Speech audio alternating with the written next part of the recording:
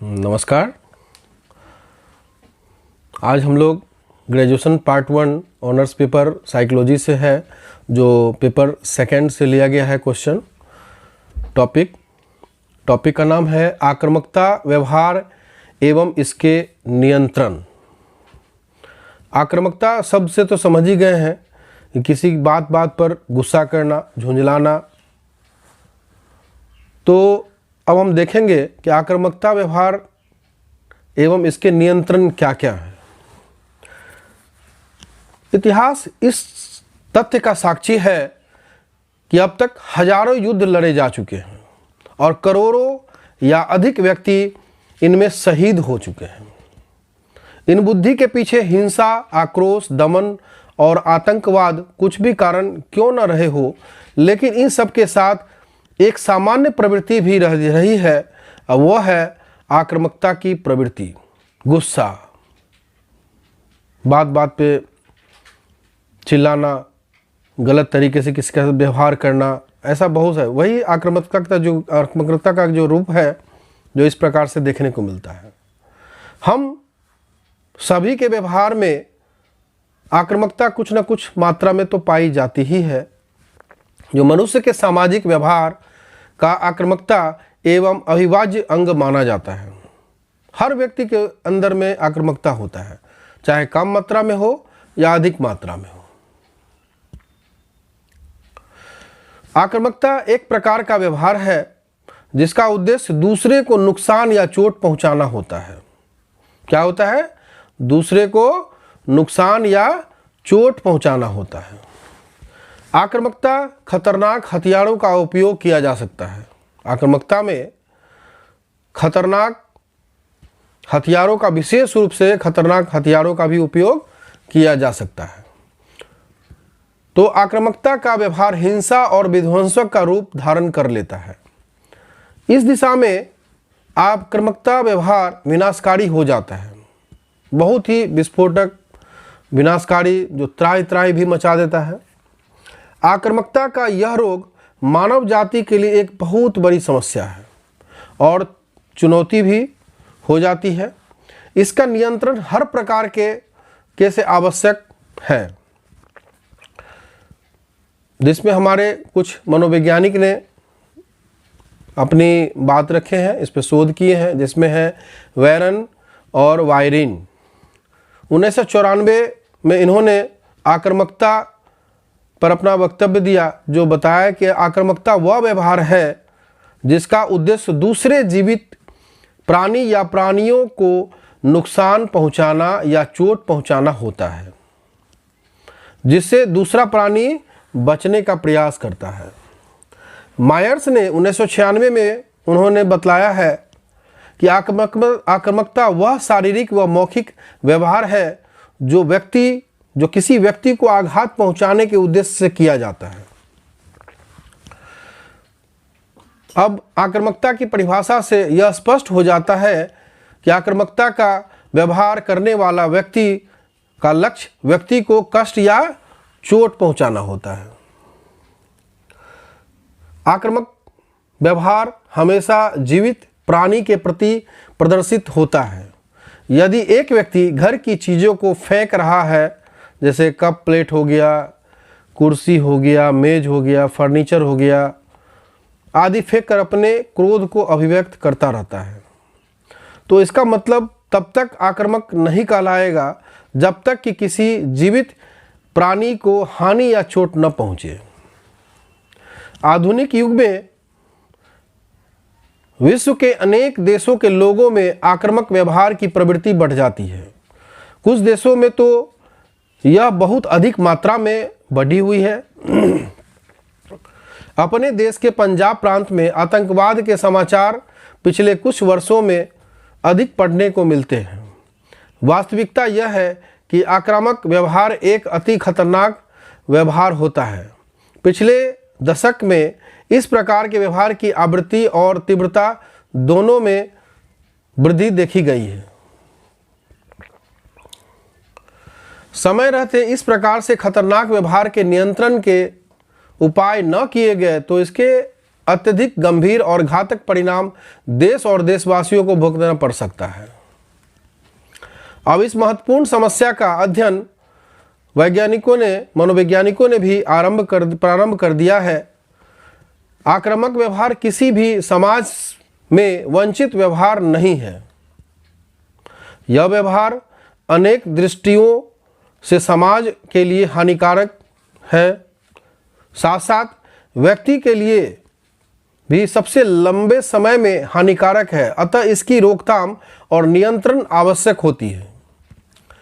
आक्रामकता के संबंध में हुए अध्ययनों का विश्लेषण करने से यह स्पष्ट हो जाता है कि आक्रामकता से संबंधित अधिकांश अध्ययन आक्रामकता से संबंधित कारकों पर निर्भर करते हैं। इसकी रोकथाम और नियंत्रण पर बहुत कम अध्ययन हुए हैं।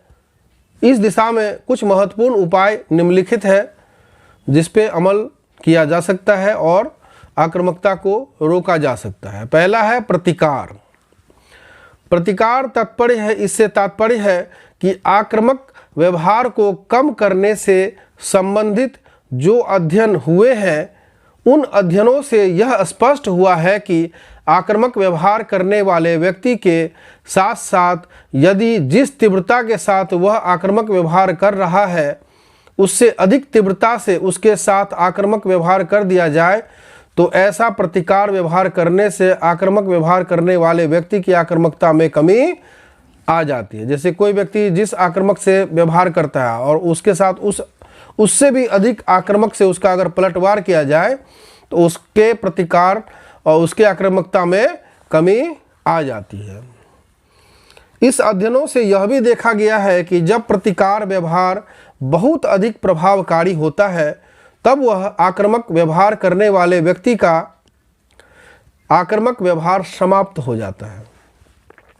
अभी कुछ समय पूर्व अमेरिका के पेंटागन पर जो आतंकवादी हमले हुए थे उन हमलों के जवाब में अमेरिका ने अफगानिस्तान पर जो हमला किया इससे आतंकवाद और आक्रमणकारियों गतिविधियां बहुत कम हो गई। मतलब कि यहाँ साफ हुआ कि अगर कोई आपके साथ चोट करता है उसको अगर पलटवार अगर अधिक जोर से आप करते हैं, अधिक गहराई से चोट अगला को पहुँचाते हैं तो वो शांत हो जाता है।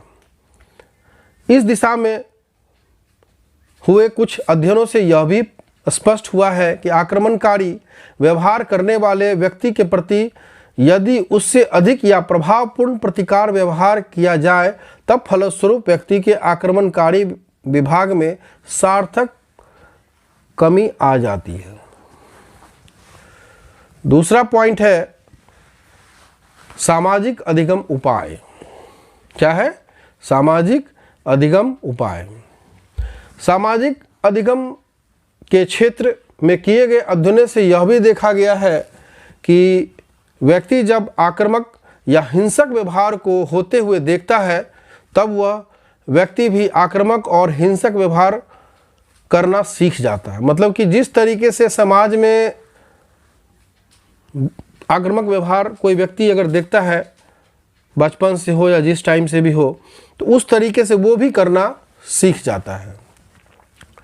इस दिशा में किए गए अध्ययनों से इस तथ्य की पुष्टि होती है। अतः आक्रामक व्यवहार को कम करने का उपाय यह है कि समाज के व्यक्तियों के सामने ऐसे आदर्श प्रस्तुत किए जाए जिनका वह सामाजिक रूप से अधिगम करके समाज में रहकर शांति और सौहार्दपूर्ण व्यवहार करे।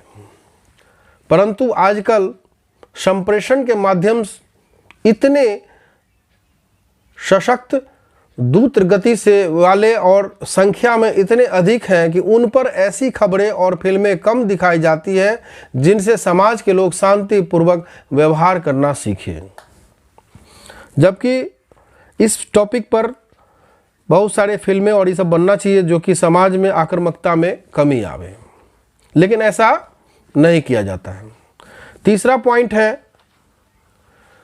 परानुभूति।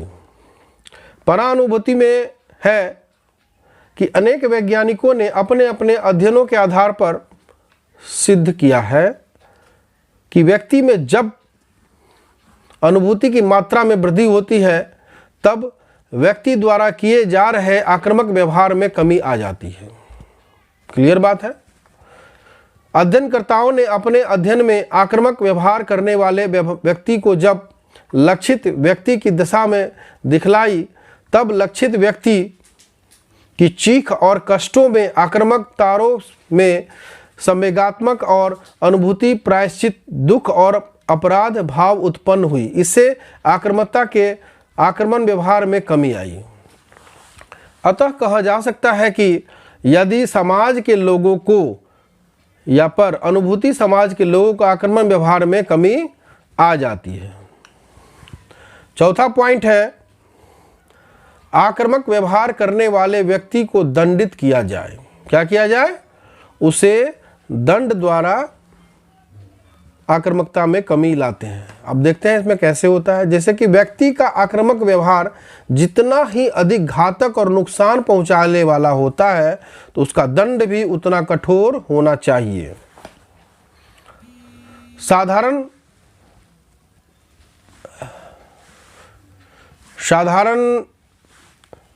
आक्रामक व्यवहार करने वाले लोगों को डरा धमका कर ही छोड़ा जा सकता है। साधारण आक्रामक व्यवहार करने वाले लोगों को यदि संभव हो तो उसका सामाजिक बहिष्कार भी किया जाना चाहिए। पांचवा पॉइंट है, आक्रामक व्यवहार उत्पन्न करने वाले यदि कोई परिस्थिति प्रत्यक्ष रूप से दिखाई दे रही है तो उस परिस्थिति को शीघ्र हटाया दूर कर देने से आक्रामकता व्यवहार करने वाले की उत्तेजना कम हो जाती है और इस प्रकार उसका आक्रामक व्यवहार नियंत्रित हो जाता है। छठा पॉइंट है, आक्रामक विभाग यदि जानबूझकर किसी उद्देश्य कार्य को प्राप्त करने के लिए किया जाता है तो कार्य उद्देश्य को आक्रामक व्यवहार करने वाले को सरलता से न देकर यदि न्यायोचित हो तो विलंबित करके दिया जाए। सातवां पॉइंट है, आक्रामक व्यवहार कर रहे व्यक्ति के आवेग को समझाओं के द्वारा कम किया जा सकता है। यानी कि इस विधि को ब्लो ऑफ एस्टीम विधि भी कहते हैं। जैसे कहा जा सकता है कि इसकी शांति रहो भाई, शांति से काम लो इत्यादि।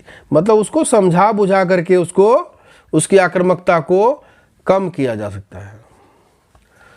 आठवां पॉइंट है, आक्रामकता का व्यवहार करने वाले व्यक्ति या व्यक्तियों की संबंधित ऊर्जा को समाज द्वारा स्वीकृत कार्यों की ओर मोड़ा जाए। जैसे इस प्रकार के व्यक्तियों को खेल कूद नृत्य जैसे कार्यों में लगाया जाए। नौवां पॉइंट है, आक्रामक व्यवहार करने वाले व्यक्तियों के सामने ना आक्रामक व्यवहार करने वाले व्यक्तियों की प्रशंसा की जाए, ना उन्हें अन्य प्रकार के प्रश्नों में प्रोत्साहित या पुरस्कृत किया जाए जिससे आक्रामक व्यवहार करने वालों व्यक्ति हतोत्साहित हो। मतलब उसको न कोई पुरस्कार दिया जाए न कोई उसको सम्मान दिया जाए, इससे वो काफ़ी हतोत्साहित होगा और उसकी आक्रामकता में कमी हो जाएगी। 10वां पॉइंट है, समाज में परिवार में ऐसे कार्यक्रम आयोजित करके आदर्श मॉडल व्यवहार प्रस्तुत करना तथा आक्रामक व्यवहार को सीखने के अवसरों को कम करना जिससे आक्रामक व्यवहार का घटनाक्रम कम किया जा सकता है। मतलब कि परिवार में आदर्श मॉडल पेश करना, जैसे आपके कोई खानदान में कोई अच्छा व्यक्ति अच्छा करता है तो उसके बारे में अपने बच्चे लोगों को बताना। इससे क्या होगा, उसके अंदर में आक्रामकता कम होगी और वो अच्छे काम के प्रति जागरूक होंगे, पढ़ेंगे लिखेंगे, समाज के प्रति पॉजिटिव सोचेंगे। 11वां पॉइंट है कि आज समाज में आदमी को नहीं पहचानता है। सोशल मीडिया पे बहुत सारे मित्र बनाए हुए हैं लेकिन मोहल्ला में एक दूसरे को पहचानते भी नहीं, भाई आप कौन हैं, ना बात करने की फुर्सत होती है। तो आज समाज में आदमी को नहीं पहचानता है, वह दूसरे व्यक्ति को व्यक्ति नहीं वस्तु मानता है। क्या मानता है? वस्तु मानता है। दूसरे शब्दों में समाज में मानवीय गुणों का महत्व कम हो जाता है। इस प्रकार हो रहे जो डिह्यूमनाइजेशन को न केवल रोकना चाहिए बल्कि मानव मूल्यों के विकास को प्रचारित और प्रसारित करना चाहिए, जिससे मनुष्य को कोटि नहीं, काटे नहीं, अपितु मानवता एवं प्रेम भाव के संबंध में विकसित हो। अब 12वां पॉइंट है, समाज और परिवार में एक मानवतावादी उसने जीवन मूल्य को विकसित किया जाए और उसमें जिसमें आक्रामकता जैसी चीज़ों का स्थान ही ना हो। अब नियंत्रण की क्या क्या विधियां हैं उस पर हम लोग चर्चा करेंगे। नियंत्रण की विधियां में जैसे कि आक्रामकता के कारण कभी कभी हिंसा उग्र रूप ले लेती है, अतः इस पर नियंत्रण आवश्यक हो जाता है या होता है। समाज में वैज्ञानिकों ने आक्रमण को रोकने हेतु अनेक विधियां की चर्चा की है, जो निम्न प्रकार से हम बताने जा रहे हैं, जिसमें कि पहला पॉइंट है दंड विधि। क्या है? दंड विधि। आक्रमण पर नियंत्रण के लिए इस विधि का उपयोग प्राचीन काल से ही होता आ रहा है। वास्तव में यह काफ़ी कारगर विधि है। बच्चों के आक्रमणशील व्यवहारों पर नियंत्रण में इस विधि का भरपूर उपयोग करते हैं। खासकर परिवार में देखा गया है कि कोई बच्चे अगर बदमाशी करते हैं, बार बार किसी के साथ झगड़ा करते हैं, बात बात पर कुछ ऐसा काम करते हैं, तो उसे दंड द्वारा उसको जो है सही ट्रैक पे आप ला सकते हैं। दूसरा पॉइंट है विरेचन विधि। इस विधि इस विश्वास पर आधारित है कि व्यक्ति को यदि उसके भावों एवं संवेगों को निकालने का मौका दिया जाए तो उसमें आक्रामक का व्यवहार घट जाता है। उसके भावों को प्रकट करने का मौका दिया जाए तो उससे उसके आक्रमण का व्यवहार घट जाता है। तीसरा पॉइंट है व्यवहार प्रबलन, यानी कि व्यवहार प्रबलन के तात्पर्य व्यवहार परिवर्तन से है। आक्रामक व्यवहार पर नियंत्रण की यह एक प्रभावशाली विधि है। इस विधि में बच्चों की उन आक्रामक व्यवहारों के लिए पुरस्कृत किया जाता है जिससे आक्रामक के व्यवहार का धीरे धीरे परित्याग कर दिया जाता है। चौथा पॉइंट है सामाजिक शिक्षण। सामाजिक शिक्षण के माध्यम से बच्चों को आक्रामक व्यवहार से मुक्ति किया जा सकता है। इसके लिए आवश्यक है कि बच्चों को आक्रमणशीलता व्यवहारों का अवलोकन करने से वंचित रखा जाए। पांचवा पॉइंट है ज्ञानात्मक शिक्षण। इस विधि में बच्चों को आक्रमण के दुष्परिणामों को बतलाया जाता है। क्या बतलाया जाता है कि आक्रमण के माध्यम से अगर गुस्साते हैं, किसी के साथ एग्रेसिव हो जाते हैं, गलत तरीके से व्यवहार करते हैं, तो इसका क्या दुष्परिणाम होगा उसके बारे में उसकी बारीकियों को समझाते हैं। जब से आक्रमण का ज्ञान उसे हो जाता है तो आक्रमण करना छोड़ देते हैं। अब छठा पॉइंट है आत्मनिरीक्षण। क्या है? आत्मनिरीक्षण। इस विधि में बच्चों को यह अवसर प्रदान किया जाता है कि खुद आत्मनिरीक्षण करके आक्रमण के बारे में जाने। इस विधि से भी आक्रमण पर नियंत्रण किया जा सकता है। अब हम लोग देखे हैं कि इस तरह से जो हर बातों पे पॉइंट बाय पॉइंट चर्चा किए हैं और देखे हैं, और इस तरह से स्पष्ट हो जाता है कि हिंसा पर काबू पाने के लिए अनेक विधियां हैं, परंतु कोई एक विधि कारगर होने पर अनेक विधियां का सहारा लिया जा सकता है। मतलब अगर कोई एक विधि अगर कारगर नहीं होती है तो अनेक विधियों का सहारा लेकर के हम आक्रमण पर काबू पा सकते हैं। इस टॉपिक को यही समाप्त करते हुए अब आप लोग तो अच्छे से जान ही गए होंगे कि कितने अच्छे तरीके से मैंने समझाया है। तो कम से कम एक बात हमेशा ध्यान रखें कि आपके जितने भी साथ पढ़ने वाले हैं उनको ये वीडियो ज़रूर शेयर कीजिए, लिंक को आगे भेजें, जिससे अधिक से अधिक लोग अच्छे से जान सके, टॉपिक को बढ़िया समझ सके, एग्ज़ाम में फ़ायदा हो।